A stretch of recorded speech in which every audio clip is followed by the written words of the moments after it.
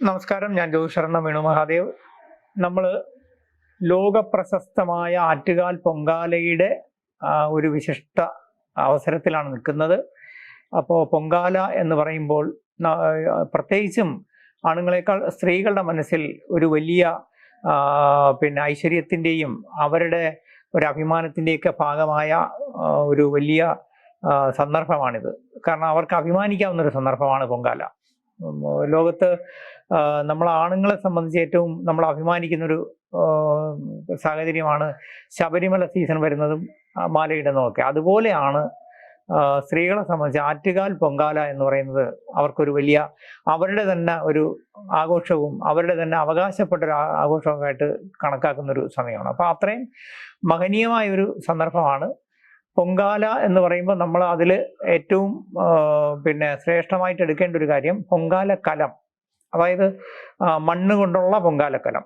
ആ മണ്ണ് കൊണ്ടുള്ള പൊങ്കാലക്കലത്തിൽ ജലം, അതായത് മണ്ണെന്ന് പറയുമ്പോൾ ഭൂമി തത്വമായി, അതിൽ ജലം ജലതത്വമായി, അതിൽ അഗ്നി, വായു, ആകാശം, ഈ പഞ്ചഭൂത നിർമ്മിതമായ നമ്മുടെ ശരീരം, അതിനകത്തെ നമ്മുടെ മനസ്സും നമ്മുടെ ആത്മാവും സമർപ്പിക്കുന്നതിന് തുല്യമാണ് പൊങ്കാല. അപ്പോൾ ആ പൊങ്കാലയിൽ ഏറ്റവും നമ്മൾ മറ്റ് ദ്രവ്യങ്ങളൊക്കെ അതിനകത്ത് സമർപ്പിക്കുന്നുണ്ടെങ്കിലും അതിൽ ഏറ്റവും വിശിഷ്ടമായൊരു ദ്രവ്യം എന്ന് പറയണം, അല്ലെങ്കിൽ അതിനായി ഏറ്റവും വിശിഷ്ടമായി നമ്മൾ തിരഞ്ഞെടുക്കുന്നതാണ് പൊങ്കാലക്കലം. കാരണം പൊങ്കാലക്കലം നമ്മുടെ ഒരു അറിവിൽ എല്ലാ വർഷവും പുതിയ പൊങ്കാലക്കലം വാങ്ങി തന്നെയാണ് എല്ലാവരും പൊങ്കാല ഇടുന്നത്. എന്തുകൊണ്ട് കഴിഞ്ഞ വർഷം ഉപയോഗിച്ച പൊങ്കാലക്കലം വീണ്ടും കഴുകി വൃത്തിയാക്കി ഉപയോഗിച്ചുകൂടാ എന്ന് ചോദിച്ചു കഴിഞ്ഞാൽ അത് നമുക്ക് മനസ്സിന് തൃപ്തി വരില്ല. കാരണം പൊങ്കാലക്കലം എപ്പോഴും അമ്മയ്ക്ക് സമർപ്പിക്കുന്ന ഈ പഞ്ചഭൂതാത്മകമായ എല്ലാം തന്നെ ശുദ്ധവൃത്തിയും പുതുമയുള്ളതായിരിക്കണം. അതുകൊണ്ട് പൊങ്കാലക്കലം നമ്മൾ ശുദ്ധവൃത്തിയോടെ തന്നെ ഒരു പുതിയ കലത്തിൽ തന്നെ സമർപ്പിക്കും. പക്ഷേ ധാരാളം സ്ത്രീകൾക്കും പുതിയ ജനറേഷനുള്ള അവർക്കൊക്കെ സംശയം വരാവുന്ന ഒരു കാര്യമാണ് ഈ പൊങ്കാല ഇട്ട് കഴിഞ്ഞിട്ട് ഈ കലം നമ്മൾ എന്ത് ചെയ്യണം. കാരണം അമ്മയ്ക്ക് പൊങ്കാല സമർപ്പിച്ച കലമാണ്. നമ്മൾ വീട്ടിൽ കൊണ്ടുവന്ന് ഈ പൊങ്കാല പ്രസാദം മറ്റുള്ളവർക്കും അയൽക്കാർക്കും കുഞ്ഞുങ്ങൾക്കും ജീവജാലങ്ങൾക്കും ഒക്കെ കൊടുത്തു കഴിഞ്ഞാലും ആ പൊങ്കാലക്കലം പിന്നെയും നമ്മൾ കഴുകി വൃത്തിയാക്കി വീട്ടിൽ സൂക്ഷിക്കുകയാണ്. അപ്പം അതിലെന്ത് ചെയ്യണം?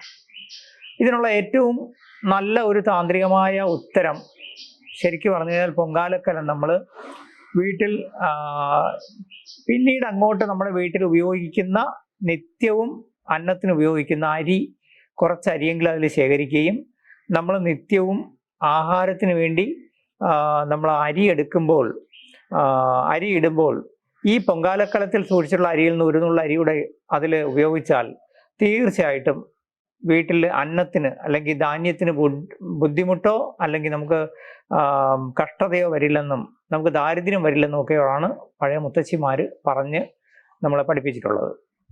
അപ്പോൾ തീർച്ചയായിട്ടും അത് അങ്ങനെ തന്നെ അനുവർത്തിക്കണം. മറ്റൊന്ന്, ഈ പൊങ്കാലക്കലം അങ്ങനെ അല്ല എന്നുണ്ടെങ്കിൽ പിന്നെ നമുക്ക് സൂക്ഷിക്കാൻ പറ്റുന്നൊരവസ്ഥയെന്ന് പറഞ്ഞു കഴിഞ്ഞാൽ ഈ പൊങ്കാലക്കലത്തിൽ നമ്മൾ നല്ല ശുദ്ധമായ മണ്ണ് നിറച്ച് മുല്ല, പിച്ചി, അതുപോലുള്ള വളരെ സാത്വികമായ ദേവപൂജയ്ക്ക് ഉപയോഗിക്കുന്ന തുളസി, ഇതുപോലുള്ള സസ്യങ്ങൾ അതിൽ നട്ട് വളർത്താൻ ഉപയോഗിക്കാം. ഇങ്ങനെ നമുക്ക് അമ്മയ്ക്ക് നമ്മുടെ മനസ്സും ശരീരവും ആത്മാവിനും ഒപ്പം സമർപ്പിച്ച ആ പൊങ്കാലയുടെ ഓർമ്മയ്ക്കായി സൂക്ഷിക്കുന്ന ആ കലം വളരെ ശുദ്ധവൃത്തിയും അതിനൊരു അനിഷ്ടം വരാത്ത രീതിയിൽ തന്നെ സൂക്ഷിക്കണം. അതുകൊണ്ട് തന്നെയാണ് ആ പൊങ്കാലക്കലത്തിൽ നമ്മൾ അല്ലാത്ത മറ്റ് സാധനങ്ങൾ, ഇപ്പോൾ നമുക്കറിയാം മൺകലത്തിലൊക്കെ, പഴയ മൺകലത്തിൽ നമ്മൾ പുളി, അതുപോലെ ഉപ്പ്, ഇങ്ങനെയുള്ള സാധനങ്ങളൊക്കെ ഇട്ട് സൂക്ഷിക്കാം സ്ത്രീകൾ. പക്ഷേ പൊങ്കാലക്കലത്തിൽ മാത്രം അതൊന്നും ഇട്ട് സൂക്ഷിക്കാൻ പാടില്ല. അതിനകത്ത് ഒന്നുകിൽ വീട്ടിലേക്ക് നമ്മൾ നിത്യപാചകത്തിന് ഉപയോഗിക്കുന്ന അരി, അതല്ലെങ്കിൽ നല്ല സാത്വികമായ സസ്യങ്ങൾ നട്ട് വളർത്തുക. ആ പൊങ്കാലക്കലം ശുദ്ധവൃത്തിയോടെ ഉപയോഗിക്കുക.